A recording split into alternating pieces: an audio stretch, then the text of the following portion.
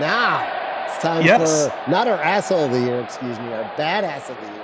Badass of the year. We will do asshole of the year.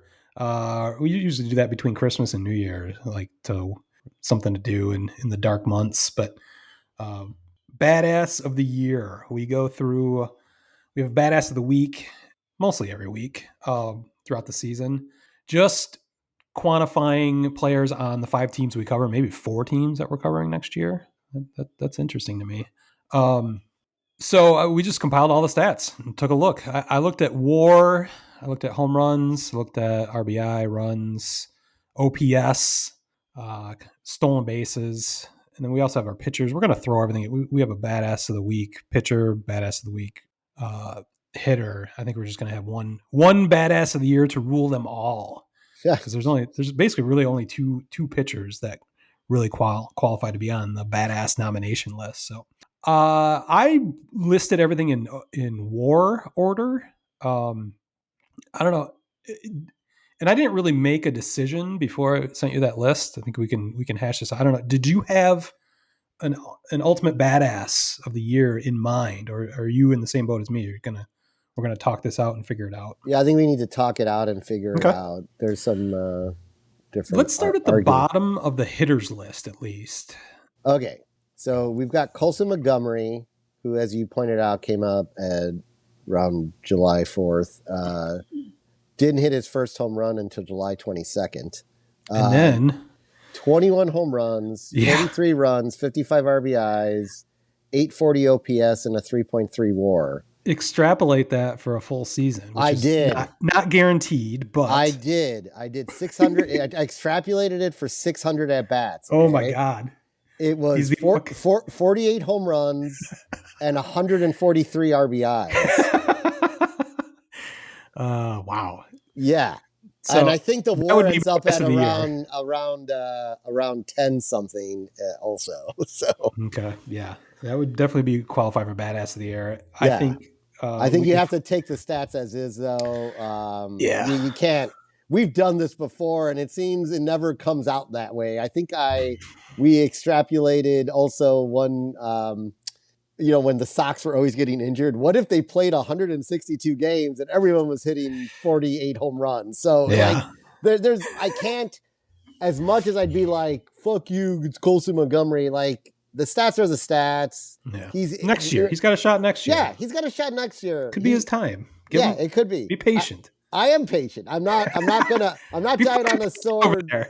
I'm not dying on a sword for Colson Montgomery on this one, but I think it's worth saying, like, he is legit. Probably better than Tim Anderson, folks. I mean, and there you go. Here's a guy I love watching play the fucking outfield and hit. Riley Green, 36 home runs, 84 runs, 111 RBIs, 2 stolen bases, 806 OPS. Somehow his WAR's 2.1. Is that an off defensive issue? Yeah, it's weird. Yeah, it might be base running. Plus, he's a good defender, but yeah, that's what I thought.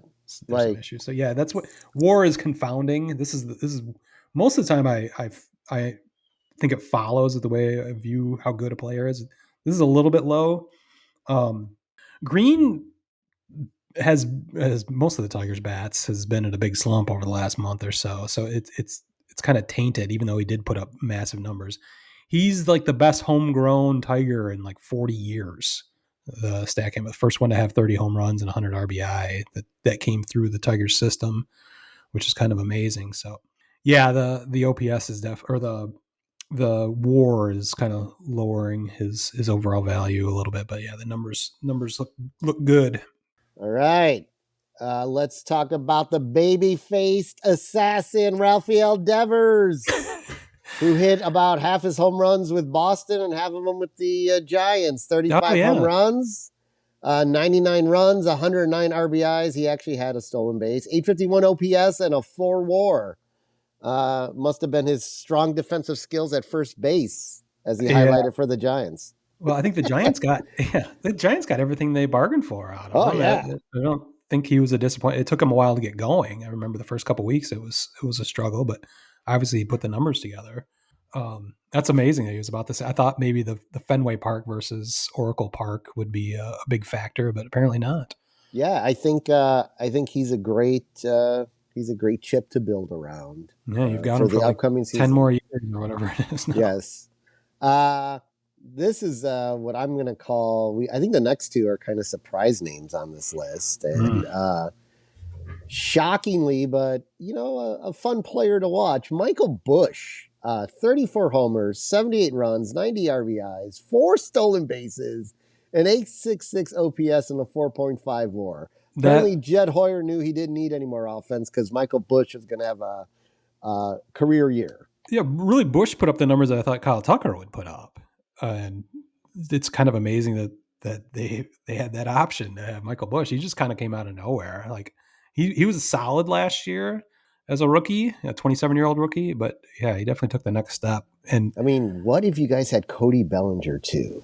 We can't have that many good players. You had Cody Bellinger, Kyle Tucker, Michael Busch, and Cody Bellinger has the same year he's had with the Yankees. Oh my God. You would have won a division, probably. No, it's going to be too hard to find a place for him to play. Meanwhile, you're going to get swept out of the first round of the playoffs. Anyway, moving along. This guy. Okay, I got to make fun of myself for we're going to have another fantasy minute. So the minute Nick Kurtz came into the league, I pulled him. And I had him on my team for about 2.5 weeks. And then you dumped him? And I dumped him because I was trying to fight. You may have just lost your MVP status. Maybe. I dropped Nick Kurtz. Terrible. And then I forget it. Did Kanopik pick him up, I think? I don't know. Yeah, I think maybe. I didn't pay much attention to what you guys were doing down there. He ended up going on to 35 home runs, 90 runs, 86 RBIs, 2 stolen bases. His OPS as a rookie, 1,002. Yeah. 5.4 WAR. This dude is he's legit, man. Yeah, I mean, if we do a Major League A-holes Rookie of the Year, he wins it hands down. Yeah, no doubt. That OPS is unbelievable. And you don't hear about him because he's in Sacramento. It's just amazing. I did not see it coming. I don't know if you didn't see it coming. You saw it for 2 weeks, and then you didn't. I didn't like the results. I'm like, this guy sucks. He's on the verge of being badass of the year. I think there's an argument for it. What was his WAR again? 5.4. Good Lord. All right. And then the highest WAR on our list goes to PCA. He's got 31 homers, 91 runs, 95 RBIs, 35 stolen bases. His OPS is the lowest on this list at 7.68. Yeah. But 6 WAR. But he's probably, when you look at this list, he's the most rounded, he's the 5-tool guy on this list. You could argue he's the best center fielder in baseball, or at least in the top 3. Base running, obviously he blows everybody out of the water with the steals and still has 31 home runs. He had like 27 home runs at the All-Star break, though. Yes. So imagine if he put 2 halves together. Yes. Like if you want to extrapolate that the way you did with Colson Montgomery. Did you do the numbers for that? No, but it would be about 54 home runs. So yeah, do like the quick math there. Yeah, exactly.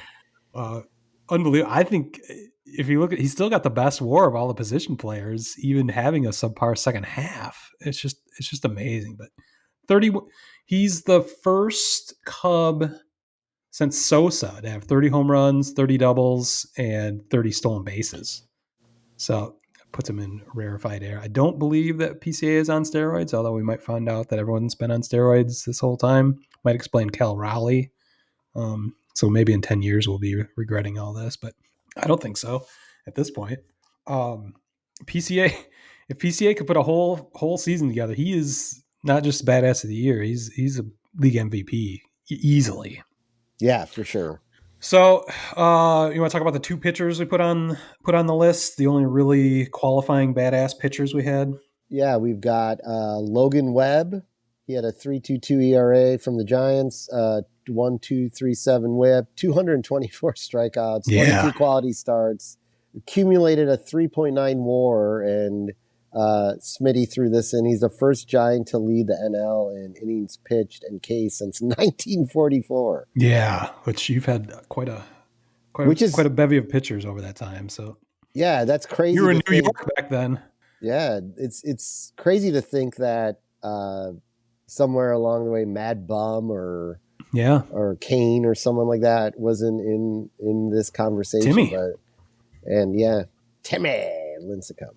And then we've got Logan Webb's ERA is what kind of fucked him up. Like not that 3.21 is bad, but it doesn't put him in badass of the year or Cy Young territory, I guess. But. Right, his whip's a little high too. Okay, yeah, I missed the 1.237. So. Yeah, but he put up the fucking strikeouts, man. He did. But who put up even more strikeouts and better in every category is Tarek Skubal, 2.21 ERA, subpar 1 whip at 8.91, 244 Ks, 20 more than Webb. One less quality start though, so he's out at 21. And then by the way, a cautionary tale. When I was first pulling up whatever I was on, I got all the stats from either MLB.com or ESPN or Baseball Reference. They didn't have quality starts readily available. So I just spoke into my phone and trusted Google's artificial intelligence to tell me how many quality starts Logan Webb had this year. And it said 33 quality starts. There you go. He's a landslide victory now. I'm like, that doesn't sound right. So fortunately, I did more research, did not trust the artificial intelligence, and learned that he had only 22 quality starts. So I don't know where the fuck it came up with 33 quality starts. Like, artificial intelligence doesn't even know what a quality start is. Don't trust it, kids. Yes, don't trust it for sure. Always double check it. Yes. And then Skubal had a 6.6 WAR. So, I mean, they're both solid years, obviously, but Skubal's is by far quantifiably better. Yeah. Yeah. So but it's funny because I wanted to put in Matt Boyd, or I wanted to throw in more pitchers from who we've got, but those two are so far ahead of everybody else's numbers. And I think Skubal is still head and shoulders above Webb. So yeah. And he's got the highest WAR of anyone on the list. Although we're leaning on WAR, pitching WAR versus position player WAR might as well be completely different stats. And it's kind of unfair to use those, compare them to each other. But yeah. Well, I mean, I think it's tough it's tough between PCA and Kurtz. Those are, I mean, those are tough, but I lean towards PCA just because he's providing he is the prototype 5.20 player. And there's no deficiencies except for his OPS, which is weird considering he still had 31 home runs. It's not like he's not like a slap hitting center fielder. No, right. So I think I got to go with PCA. Yeah, I do too, just because it's just rounded. It's just he's performing at every level. So we're going to take him over Skubal for the ultimate badass of the year? Yeah, I think so. I think we're going to go offensive player this year. We're going to go PCA for badass of the year. I think if we were doing this show tomorrow and Skubal had just shut out in a complete game shutout of the Guardians this afternoon, I might have changed my tune a little bit, but we are not in the future yet. We are still here in the present. And Doc Brown. I think it's kind of cool. Like we gave Skubal badass of the year last year, well deserved. I think he was a little bit less so this year, so I think it makes sense to give it to somebody else. And I think PCA is taking that throne. All right, so congrats to PCA.